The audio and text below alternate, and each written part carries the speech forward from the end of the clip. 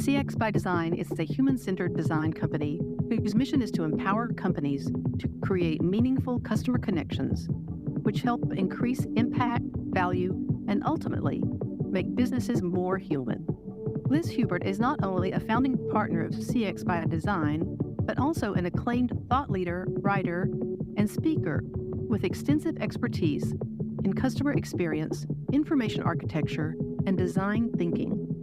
She has spent over 15 years delivering exceptional products and strategies using CX as the cornerstone. She has spoken, facilitated, and participated in top events worldwide. Now she works almost exclusively with curious and innovative design makers in B2B and B2C retail companies, aiming to suspend short-term gains to create longevity through customer loyalty. Her life mission is to make technology and business more human in action. Liz gives back by teaching graduate students at New York's Pace University how to apply information architecture and UX concepts in the real world. Diana Sonis, besides being a founding partner of CX by Design, is a systematic researcher of human needs, user-centered product manager, workshop trainer and facilitator, business builder, investor, experienced board member, and coffee drinker. Her passion for understanding the psychology behind customer behavior led her to work with innovative decision makers in B2B and B2C companies to figure out the needs of their customers and employees. She designed, built, and sold 2 technology companies. One of them, a data-driven B2C, became Airbnb Neighborhoods. Another, a SaaS B2B, is now a core offering in RealNex. Additionally, she teaches graduate students at the Human-Centered Design program at Pace University how to apply UX concepts in the real world. So, how did y'all get here? Well, this is Liz, one of the founding partners of CX by Design. Our journey started in the wonderful city of New York, and we met probably now 10 to 15 years ago, coming at the field of user experience from our varied backgrounds. And over time, as solo practitioners in user experience, we realized that 1, we liked working together on the different projects we were working on, and 2, as we moved into a more broad version of humans and technology or humans and business called customer experience, we could together have much more of an impact and see, create to our best of our ability, the world we wanted to see. That's my version of how we got here today. My version is completely different. Oh, let's hear it. I can't wait to hear it. Well, no, it's actually not. No, this is a great introduction. This is Diana, by the way, the other half of CX by Design. No, we did meet in New York City. I grew up in New York City, and then Liz is from New York as well. And we met at an industry, I think, Christmas party. I want to say it was like a user experience Christmas party, and just became friends. And then after a while, realized how much more fun it is to bounce ideas off of each other. And yeah, we came together. I think the company itself feels like it's been a long time, but it's only from 2018, right? The beginning of 2018 is when we started. And we did come from UX, which is user experience design, which translates into figuring out how humans use digital interfaces, websites, applications, kiosks, whatever, but something that has a screen versus now most of our business, not all of it, but most of our business is coming from the CX perspective, which is the customer experience perspective, which is much broader and has a lot more touch points in the company, not just the digital products or interfaces that they have. Before I met you 2 ladies, I'd never heard of CX or UX or any other X before. And it really fascinating that this is like an area of study and actual work. And the more I, read your newsletters and kind of did a little bit of research myself, I was seeing parallels with the nonprofit fundraising sector, especially looking at donor cultivation and donor stewardship. And again, because I know you're not in this sector, so cultivation is the beginning of the relationship with a potential donor. It's where you introduce them to the organization, you invite them to tour or volunteer or come to an event, they get your newsletter and other information. You just, you want to engage them with the organization before you ask them for money. Okay. Then the solicitation part where you ask them for money, and then the stewardship comes after that, where again, you want to keep them involved. So you let them know how their money was used, not their specific dollar, but your donation helped this program, or your donation bought this school bus, or that sort of thing, to keep them engaged. Again, volunteering, coming to events, maybe serving on committees or ultimately the board of directors. So to me, that sounds like what I've read or heard from you all as far as the whole CX customer experience that you all study. I mean, am I right in that parallels? I mean, does that make sense to what you all are doing? Absolutely. I mean, let's go back a step. So the X, as you mentioned, the X stands for experience, right? It could be customer experience, it could be user experience, it could be employee experience. We can, if you ladies want, we can make up a new term here on the podcast and have DX, which would be donor experience. I love it.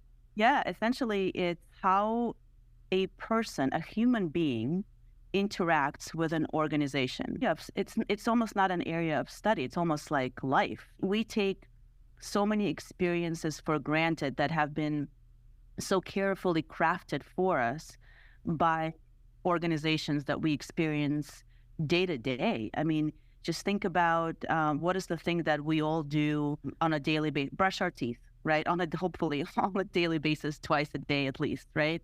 So that toothbrush that you use, whether it's electric or non-electric, has been designed by somebody in some company to give you the best experience possible, right? Experience could come from products, it could come from services in restaurants, it could come from anything, even family dynamics, right? It's also an experience. So to me, experience is life. And when it comes to cultivation and solicitation and then stewardship of donors, it's how does that person experience your nonprofit, right? Because at the end of the day, we always ask, what is your intention? What is it that you want from that person as an organization? And on the flip side, what does that person want from you, right? From the organization. So for you, maybe it is getting a smart person in the door, getting their guidance, but also getting their funds, right? In solicitation. For them, it might be, I don't know, feeling good about donating to a great cause or some passion that they believe in, something like that. So that meeting of intentions is the experience, and you're crafting that. Every touch point that they have with your organization is the donor experience with your organization. And so for you as the organization, you have to ask yourself, what does the donor need, and how do I craft the best experience to fulfill that need for them? Yes. Yes to all of that. And that is often a struggle for organizations, big and small. I'm thinking like, universities have scores of people in their fundraising department doing, some very specialized work, down to the nonprofit that might be the executive director, a program director, and maybe a fundraiser. Maybe it's that executive director doing the fundraising as well.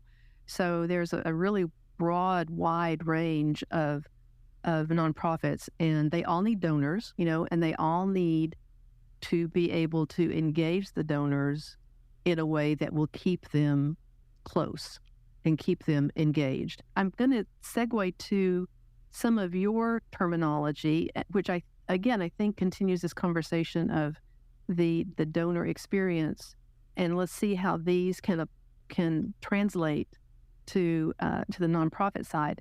And the terms I came across are customer delight, customer loyalty, and brand advocacy. Those phrases really kind of jumped out at me as I was doing my research for today's conversation. I think they're transferable, but I need to know more from you all what those really mean. And then let's see if there's something here, something really concrete here that our listeners in the nonprofit sector can use with their organization. So what do these three phrases mean, and how do you all use them in your business? Yeah, so something like customer delight. I was just talking with a colleague, and they told me this wonderful story where they had gotten a new car and they wanted to keep their specific license plate. And long story short, the car company whom they bought the dealership who they bought the car from was like, sure, we'll definitely change that over for you. Let's schedule an appointment. You can come in. And that was good enough for this particular colleague of mine. They were very happy with that level of service. In our terminology, we would call that like baseline customer experience. And then the day before the appointment, he walked out of work, and in the parking lot was the car that he had just bought with the replaced license plates already on them. And he was just delighted because it was unexpected. It fit what he needed. It met his expectations, and then it exceeded them. And so when we talk about customer delight, before you could get to customer delight, you have to ensure that you're meeting the customer's needs. And then let's use the donors. So am I baseline meeting the donor expectation and need for giving, for donating? Then if I am consistently, I can say, okay, how can I go the extra mile? And the way that you do that is by understanding what delights your donors. That ecosystem of meeting basic needs and then moving into delight. You're not going to delight a donor or a customer every time. And in fact, you kind of don't want to, because then it doesn't become delightful anymore. It becomes every day. But you start to move into this place of customer loyalty, which is all my needs are being met. I'm seeing the value in what my dollars are bringing. You understand why I'm donating in the first place. You're communicating with me about that. Hey, we know you're donating to such and such cause because you had experiences in the past with family members who had the same sort of circumstance. We want to let you know that you're doing good by your family member, and we just did this event using dollars from donors like you. That sort of communication and ongoing, I guess that's the stewardship phase that you were talking about, continues to keep me wanting to give to your organization. And brand advocacy is an interesting one because that we use less and less. I think for us, it's more customer advocacy. But would you agree with me on this one, Diane, that we don't really talk too much about brand advocacy? Yeah, to me, honestly, to me, they're interchangeable almost. Yeah. Customer advocacy and brand advocacy, at least to me, is the same thing. Like, for example, if I look at customer delight, customer loyalty leads to brand advocacy or customer advocacy. You can even put these in order, right? You can meet, as Liz was saying, those baseline needs and expectations. You can delight them some of the time because, intermittent rewards work better than those that come all the time. And that leads to, let's say, donor loyalty, right? Because they are, they presumably love doing business with you or donating to your organization. And then eventually that will lead to customer advocacy or donor advocacy. But donor advocacy is advocacy for your brand of nonprofit, of organization. Okay. So to me, that kind of leads to it. And I also think that I don't want to miss this point because Liz touched on it, and I want to make sure that we kind of bring it to light that the understanding of what your donor needs are in terms of giving is super important. All of us, whether it's for-profit or nonprofit, as organizations, we don't take the time to really understand other people. We're dealing with people all the time. We're not dealing with customers, in a broad general sense. We're not dealing with donors in a broad general sense. That whole group is made up of individual people. So you got to do research. You got to understand what it is that they need, want, and expect. And only then will you be able to delight them and garner donor loyalty or brand advocacy. Because so many times, I mean, Liz, back me up on this, because we keep talking about this all the time. We get into companies, and the stakeholders in companies, and I think this is the same for nonprofits, by the way, they say, I know who I'm dealing with, so I know how to delight them. I know how to meet their needs and expectations. But it's just their opinion. It has no research data to back it up, no qualitative or quantitative research to back it up. It's literally something that they thought of at dinner that could work, but is that a scalable, systematic format for delighting your donors? Probably not. All of that sounds spot on. I mean, y'all should have customers in the nonprofit sector. It'd be delightful. Definitely. It's not just me. I mean, hearing you all say this, and I think any other person in the nonprofit sector will say, oh, yeah, that's what we deal with. Research is really important. So many organizations that are almost crisis to crisis, they don't have time to deal with any of this stuff that we're talking about. And yet, I know, because I've seen it work, that if you do just pause for a minute, maybe take a weekend or take a day during the week to just stop, get your team together, and really make some plans, look at your donor database. I mean, do all of this kind of work that needs to be done, really does make a difference. One of the things that is pretty prominent in the nonprofit world is doing wealth screening, which is for your major donors. It's to find out, who has the capacity to give based on all these different public information data points that you can find. And all that's really helpful, but it really doesn't address the mid-level donor or even the donor who gives much less, but is still an important donor. So when we talk about doing research and knowing your donors, what is some low-cost method that a medium or small nonprofit can do to get to know their donors? How can they get to know their donors? I think that the most baseline, basic, affordable way to get to know your donors is to talk to them and ask them why they donate. You can ask them, a series, maybe 3 or 4 questions, and just sit and listen and buy them a cup of coffee or a virtual cup of coffee or something of that sort, where it's really, what are you passionate about when it comes to donating? What are some factors you consider?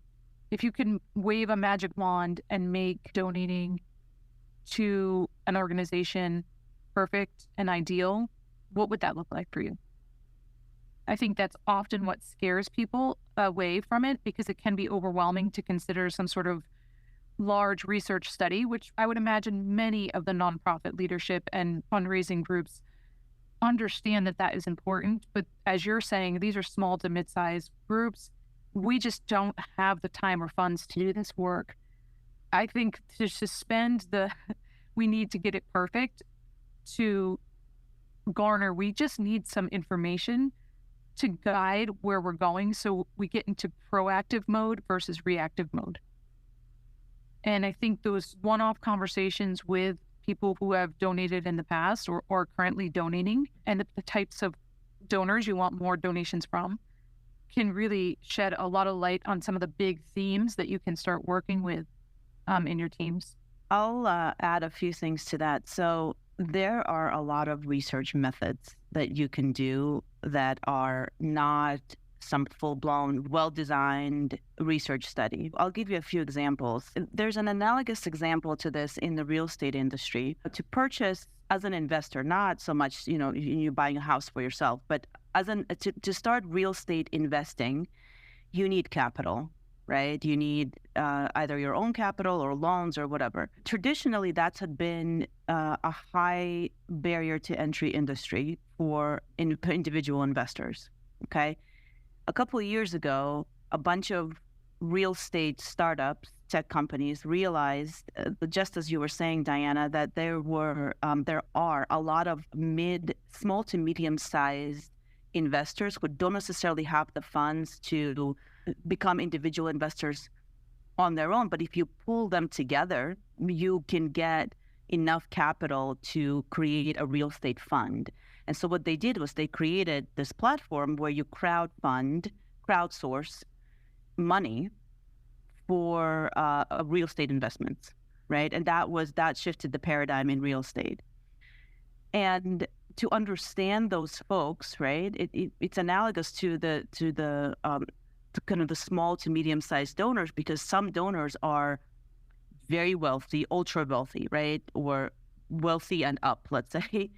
You can have interviews with the wealthy folks and spend the time with them and talk to a few.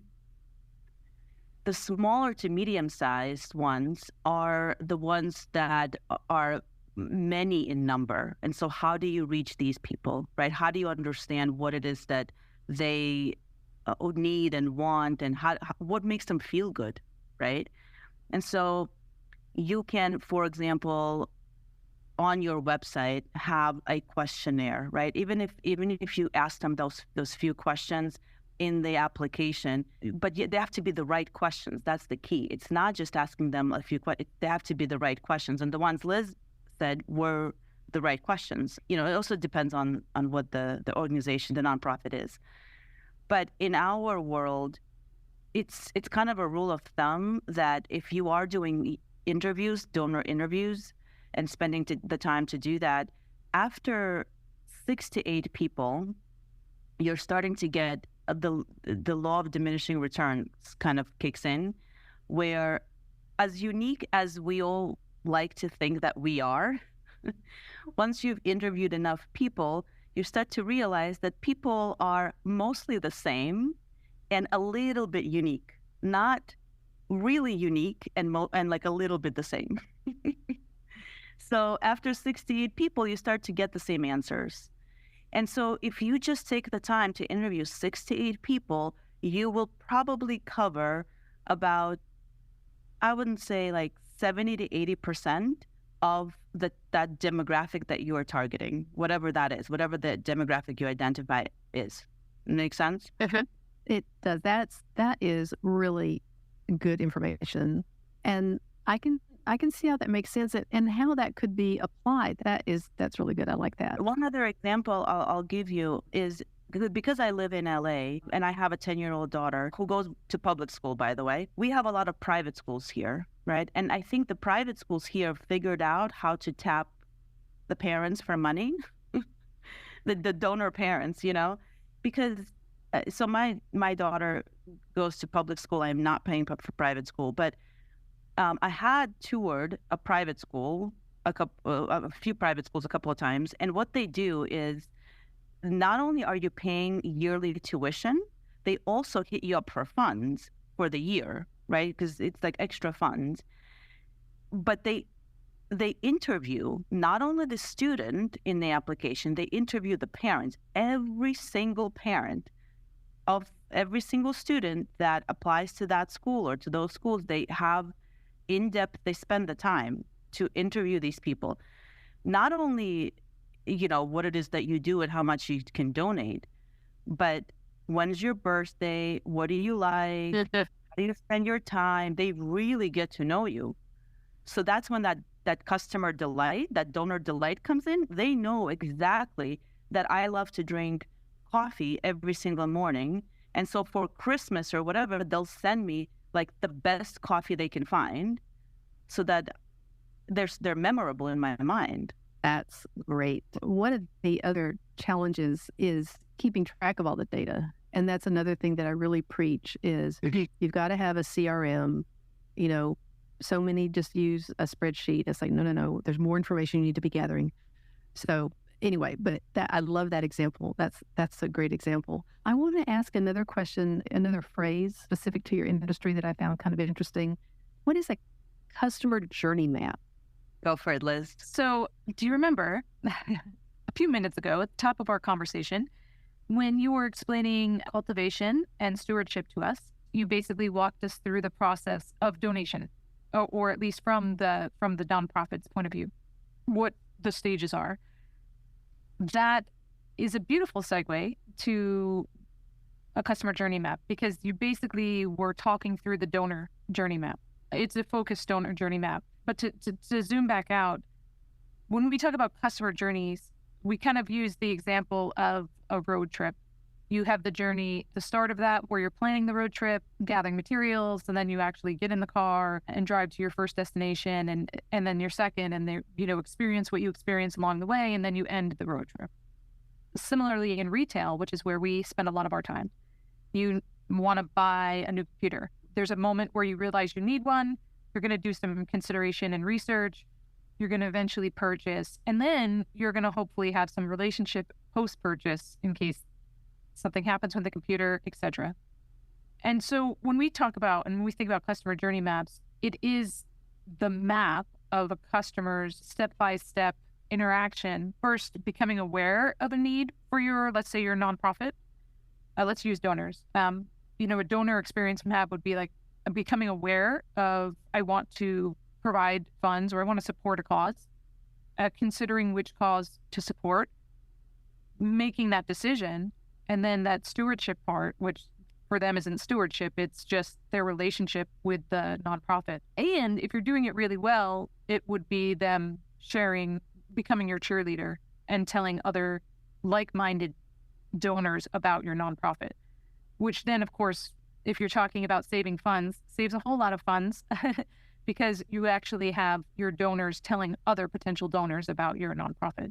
And so that map is really the key that we, or the compass, so to speak, or the documentation of what that experience is. And on that, we don't just map the paths, but we also, from our research, whether that's conversations, whether it's Diana's idea about questionnaires, we also start to map what we understand the customer to be doing, like what actions are they taking when they're considering different nonprofits, for example, to donate to. What are they thinking? And they're thinking, oh, I really want this to be impactful, or I really hope that they are aligned with my values. And then what are they feeling? And what we then try to do is break all of those down and see where there are gaps and opportunities in our service or our clients' services or products, and then try to fill those gaps and take advantage of those opportunities. Yeah, all that. And there are different types of journey maps, right? The one that you spoke of, Diana, at the top of the hour, cultivation, solicitation, and stewardship, is your journey map as the nonprofit, right? So you have your own journey map. That is not your donor's journey map, because that is how you think of it. It is their journey map. Let me rephrase it. It is their journey map. That's just not how they think of it, to Liz's point, right? So you have your own journey map in soliciting funds as an organization. They are not really thinking about it in that way. They're thinking about themselves. They're being human-centric for themselves, right? And they're thinking, okay, I am passionate about a cause. Now I'm looking for an organization that aligns with my values and or is spending the money in the right way. Because the spending of the money, I would think, you correct me if I'm wrong, Diana, how an organization spends its money, it really is an important consideration for a lot of donors, right? Mm-hmm. At the end of the day, these donors are human beings who think, do, and feel, as Liz was saying. And so we track all of that when we create a journey map. We track how they think, what is it that they're doing in each and every phase. And honestly, most importantly, how they feel. Because like my favorite quote is, I think it's from Maya Angelou, when she says, at the end of the day, people won't remember what you said or did. They will remember how you made them feel. And it is so true.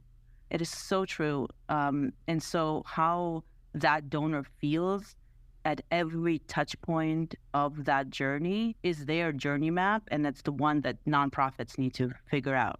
Yes, most definitely. One of the things that, again, this isn't maybe a general rule of thumb, but I still come across it in dealing with different clients, is, and this was at a recent board retreat, is someone suggested, well, let's just call Mark Cuban, the owner of the Mavericks basketball team here in Dallas.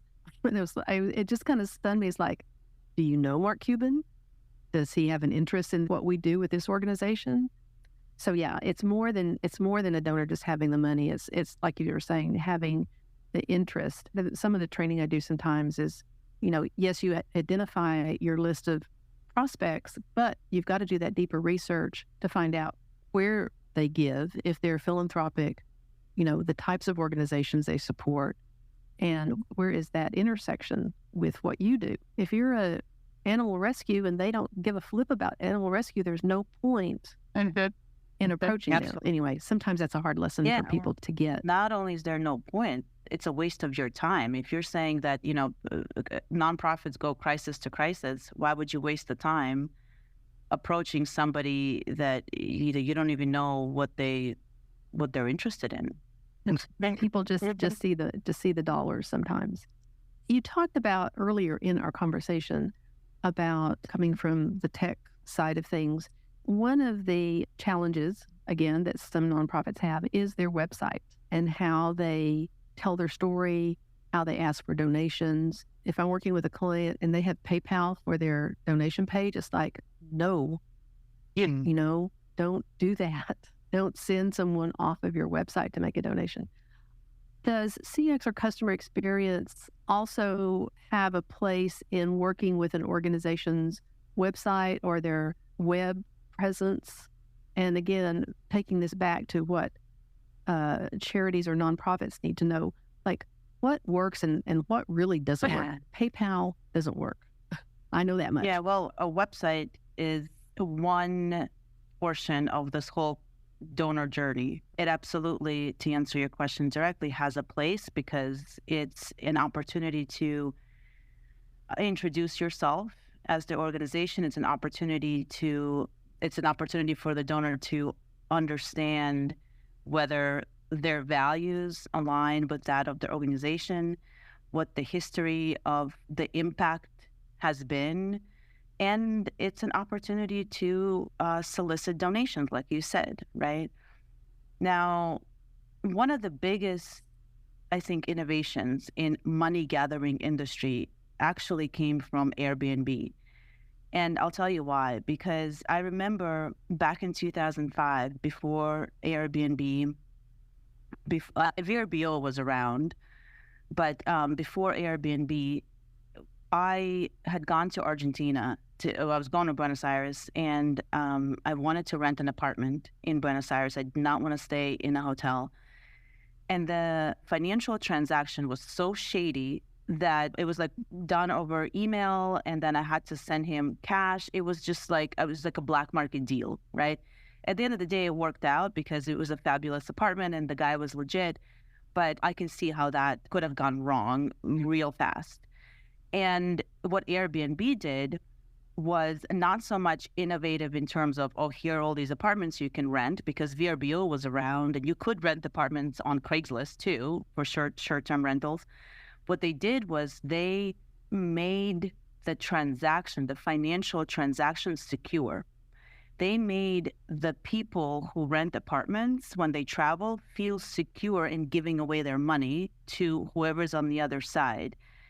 And once they did that, they grew bonkers. I mean, bananas, right? Because if I'm giving you money, I want to know that you're going to get it. Step one. And then step one. Let's back up. I want to know that you actually are going to receive it, and it's not going to go into the ether of somebody else, like, I don't know, who's stealing money or something. So the website, back to the website, it's an opportunity to really show that you care, that is the donor experience, that you care about their money and that you care that it gets to the right place ultimately. So taking them off the website to go to PayPal or any other kind of payment service, well, that might be a cheaper alternative to implement on a website. I get it. But it's really worth building out some sort of financial transaction, like spending the money on building out a secure financial transaction feeling on your website. I would say that would be number one, right? But on the other side of it is the kind of the softer side of it, where as a donor, you have to get into the mind of the donor. As a donor, I want to know that our values align. Number one, do your values align to my life values? Even if our cause, if I'm aligned on a cause, let's say we both care about animals, if you sponsor animals but also wear fur jackets, like, we're not aligned. So the values are number one. And then the other is the impact. Because think about the donor. What does the donor want to know? what does any human being want? Like if you're working for a company, you want to know that you're making an impact. We all need to feel like we have a sense of purpose, and we all need to feel useful. Those are just fundamental human needs, no matter where you are, right? So for the donor, how is my money being used, and what's the impact of my donations? So a website is an opportunity. Absolutely. I think it's very important. Wouldn't you agree, Liz? Yeah, and going along with everything that you're saying, one of the high-level summaries of it is that understand where your website intersects with your donor's journey map. When are they coming to your website and why? And I think you did a great job, Diana, of really saying it is most likely to either donate, or before that step, I'm considering donating and I'm looking for information that gets me to understand whether or not we are aligned with values. The other part of that is we have worked with a nonprofit or two on their website actually in our day. And what also tends to happen, and this is not just nonprofits, this is many of the clients that we work with when we look at their websites, they want to basically put everything on the website. What we really try to guard against is doing that, because then it becomes about you and not about the donor. It becomes, I want to yell all of this information about my nonprofit to you, whether or not you're actually looking for it. Whereas the types of information Diana was pointing out, that is very specific to what a donor's intention is for being on your website. And so I think part of it is understanding why donors come to your website in the first place. The next part is to ensure that you're providing the information to meet those intentions. These are our values. Here's how we use money in the past. Here's how we look at making an impact. And then providing that ultimate call to action of donate now and be a part of this. And maybe some other information that they're not looking for, but I don't need to know everything about your organization. I just don't. In fact, I don't want to, because it distracts me from the main point of me being here. That's a great point, what you said about being a part of this, because I do think that human beings in general, they want to belong. There's this very strong need to belong to something, right? I always joke around with everybody in my life that I don't join any organizations. I don't like being, like, I'm not a joiner, right, of things. But at the end of the day, we all want to belong, and we all want to find our tribe. We are tribe. Even the most rugged individuals, the most individualistic individuals in my life, they still have this need that they fight against to belong. And so when I, as a donor, let's say, go on a nonprofit's website, I want to know, is this my tribe? Can I belong to this? And it is so important how a nonprofit answers that question. Because at the end of the day, if I go on the website and I don't see one human face that is working for this nonprofit, and I can't connect to any of the people that are working at this nonprofit, then I just feel like I'm in a void, right? So even though there's a website, humans love dealing with other human beings. That's number one. So whoever is the face of this website, whoever they can connect to, or their story, that is important, I think, right? Not just like what it is that the organization is about, but also help me belong, help me join your tribe. Why would I want to join it? Those are all really excellent points. And I'm thinking of one client in particular is on this journey of broadening who they identify as their tribe. It's an organization that deals with the deaf community, but they also do American Sign Language classes. And what they're finding or realizing is that people who take these classes, even though they may not be deaf or hard of hearing, they want to be supportive of this community. So we're helping them develop a plan of action to bring these people into the fold, so to speak. And it's really exciting to see, we're not alone. There are other people who care about our issue and what we need and how we live in this community. So that's been really exciting to be a part of. One more thing I'll say is that one of the things that we do at CX by Design for our clients is competitive analysis.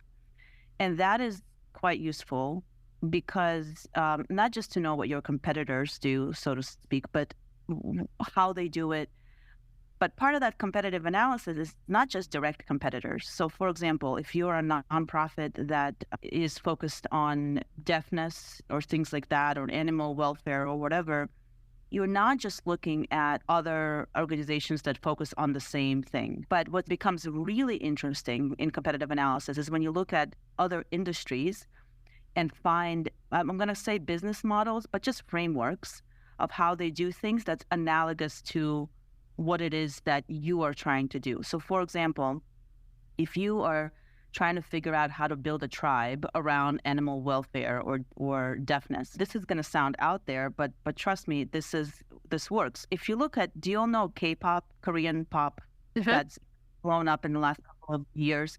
Yes. If that's an analogous industry, as out there as it sounds, it's absolutely analogous, because K-pop is very unique in the sense of they have been able to build a very loyal tribe that has all of these things: customer loyalty, customer delight, and brand advocacy to a very high degree, like extremely high degree. And you can study their tactics.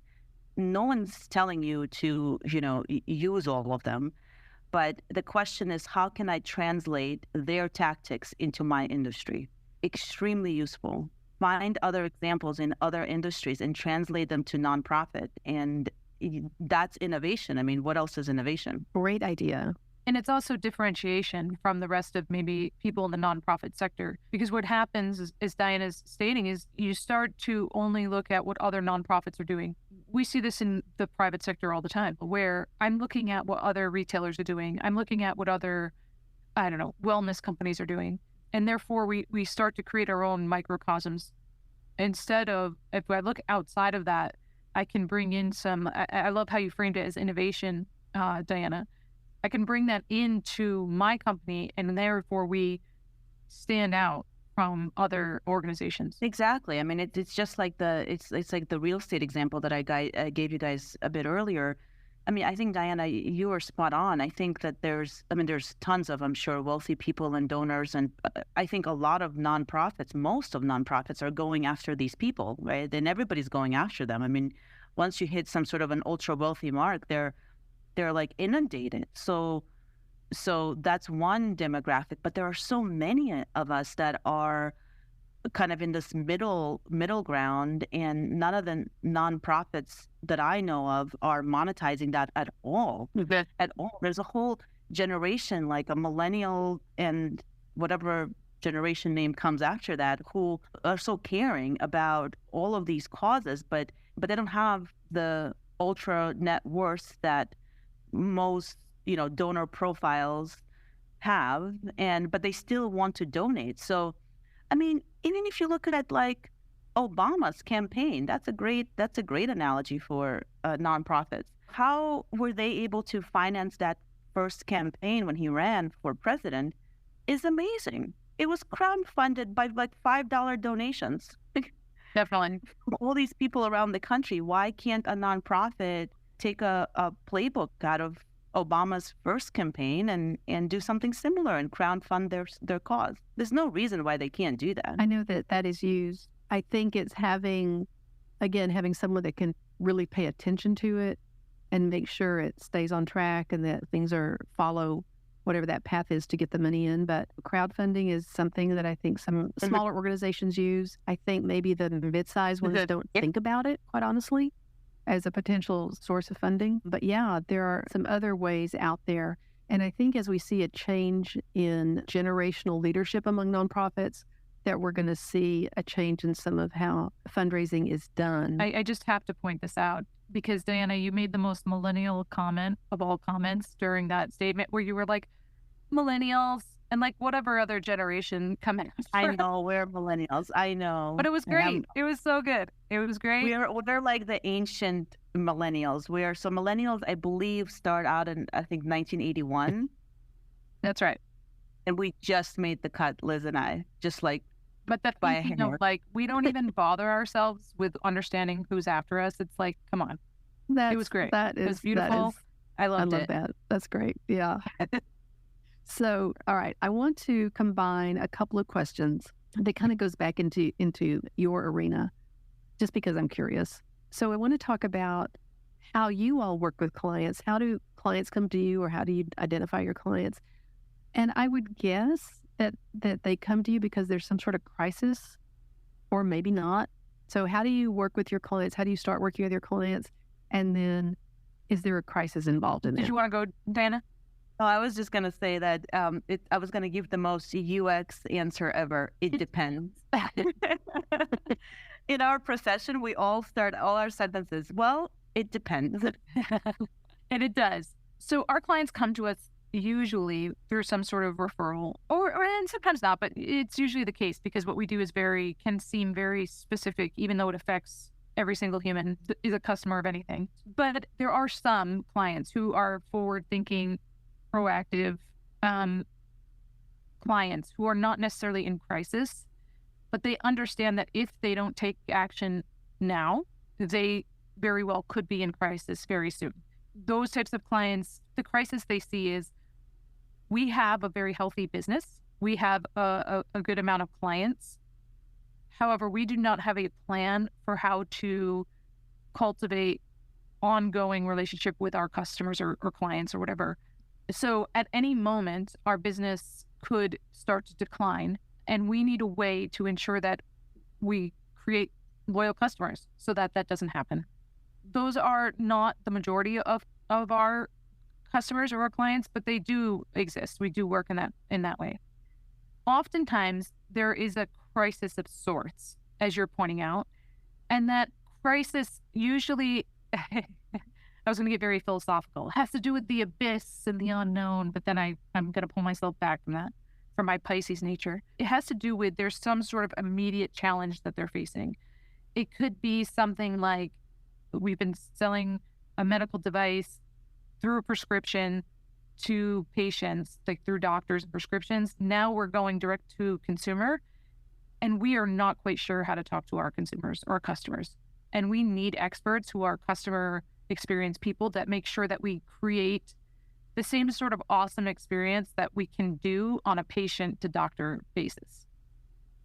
This is a very specific problem that they come to us with. And then that what will happen is over time, they'll recognize there's more work to do in this arena than just this specific customer problem or challenge that we're facing right now. So those types of crisis of it usually centers around, we don't yet know how best to do customer service in a way that is holistic or even just kind. Not that people are purposely being mean, but how do I cultivate that conversation is a lot of what comes through with us. Or there are times where they'll come to us with a user experience challenge. We do still do a good deal of user experience work, but they see the user experience challenge the moment there's something wrong with our website. Okay, but really there's a larger customer journey that the website is only a part of that is also contributing to either a decline in customers, or you're unable to retain them, or you're having to spend more and more marketing dollars to bring new customers in versus customers referring customers for you and those sorts of things. So I think those are really where our clients and customers come from. It is a state of crisis, though that crisis state can look a little bit different. I just want to point out something that is extremely important for us, and I think it's extremely important for people to understand, that CX, customer experience, is not the same thing as CS, which is customer support or customer service, rather. And so a lot of people get confused that customer experience is customer service. Not the same thing.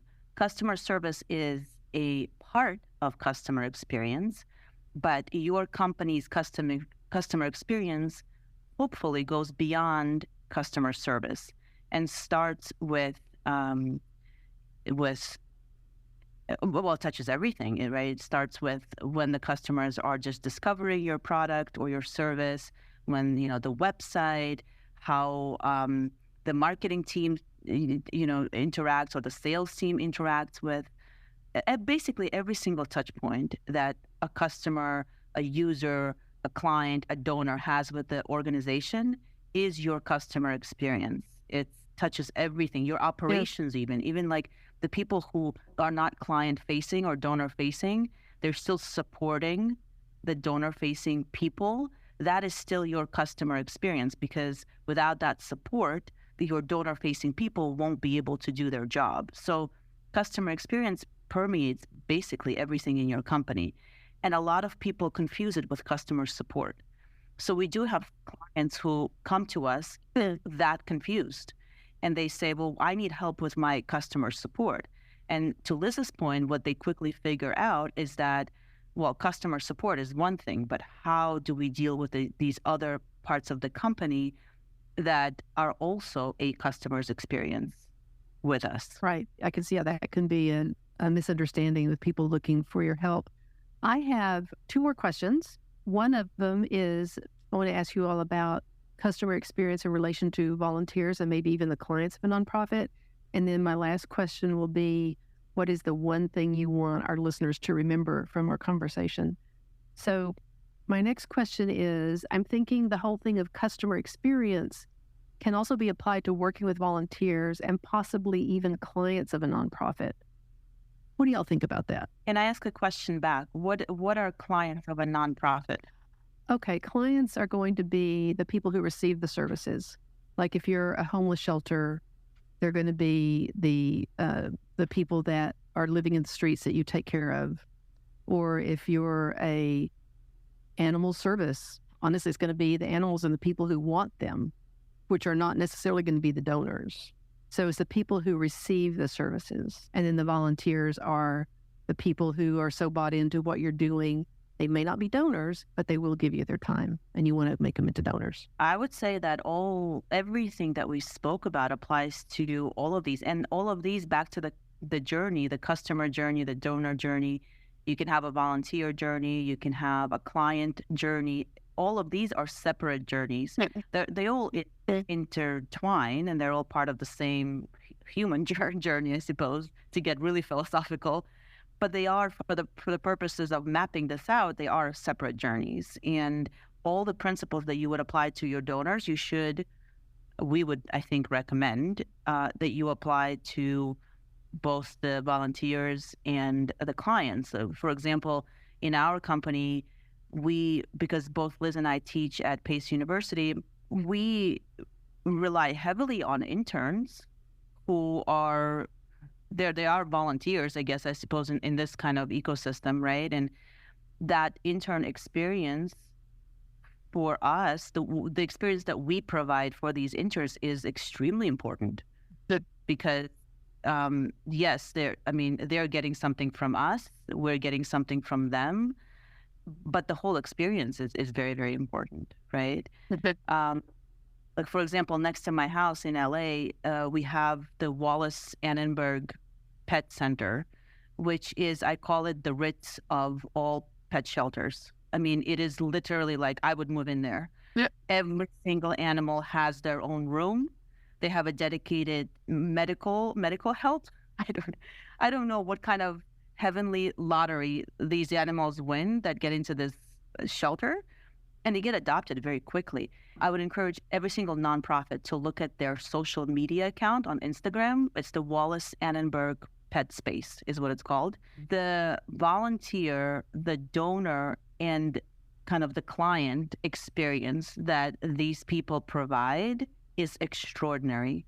And if you look at their Instagram account, it is such a beautiful story that you can't help on a human level but connect to them. You won't be able to not donate. So all of that is extremely important. Definitely. I love that example. And it reminds me, and bring it back to at least Diana in my training and focus, our work is steeped in something called human-centered design. And so human-centered design is what it sounds like, which is putting humans at the center of solving a problem or ideating an innovation or whatever it is you're trying to do, considering the humans that are impacted first. And in this example that you provided and that Diana expanded upon, volunteers and clients are humans. And They are part of this ecosystem. And we have a firm belief in that. I loved that you brought up the intern example because it's more than just an exchange of value and mentorship and talent. We see you as human beings, and we understand that you're just as important to us as we are to you. And we want to create that connection and that relationship. We write about this a lot on our website and on our blog, just human-centered design and creating customer relationships and employee relationships and supplier relationships and all of that sort of thing, because we're just very, very, very passionate about that intersection. And to your second question about what is it that the one thing that we want to leave the listeners with is that at the end of the day, you can hire people like us, and we are going to bring in our expertise and our frameworks, and we have all of these different well thought out journey maps and templates and frameworks and, et cetera, et cetera. I mean, all the stuff that we do. But at the end of the day, you have to remember that you are dealing with human beings. It's the same relationship building, the same communication that you would, healthy relationship building, let me say that you would use elsewhere in your life. At the end of the day, these are human beings on all sides. The donors are human beings. There's human beings there. There's the volunteers are human beings. And if you can figure out what the human being who you're dealing with, what their motivations are, what is it that they want, what is it that they need, you will be ahead of the game. That's really, there's a wonderful, he's a negotiator, actually. His name is Chris Voss, Voss. And he wrote this book on negotiation, and I'm blanking on the name, but if you look up Chris Voss, you'll find him.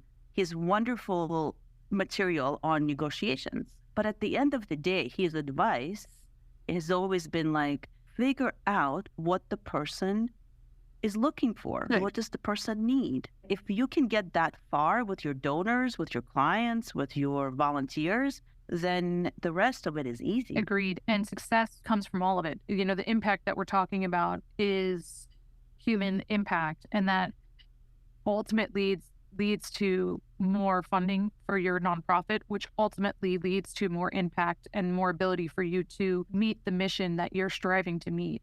And so all of the, we're human-centered, we're customer-centered, we're people-centered, all those things, but that doesn't take away from the business aspect or the funding aspect. It actually enhances it. And so that's really the fundamental point that we consistently keep in mind. The one thing that we know, again, on the nonprofit side, is that people want to make a difference. And they want to make a difference through their time, through their monetary donations. And it's up to the nonprofit to show that when they receive these donations, that it does make a difference. And that is, I think that's something that you all have touched on throughout our conversation. People want to belong to their tribe. They want to be a part of groups that share their values and their love of the arts or animals or whatever their passion is. But people also make donations when they're asked. So that's the other big point, is that people want to belong and people will give when they're asked. So to have all this other background helps the nonprofit make a smarter, if you will, ask, and brings people into the fold. So I have found this totally interesting, totally fascinating. And I hope that our listeners on the nonprofit side will heed some of this advice and experience that you all have shared with us, and we'll start. That's right. Talking about DX. Right. We'll start a new paradigm today. So thank you all very much. I appreciate your time, and we'll see you next time. Thank you, Diana. Thanks we so appreciate much. you. Yeah, thank you for having us.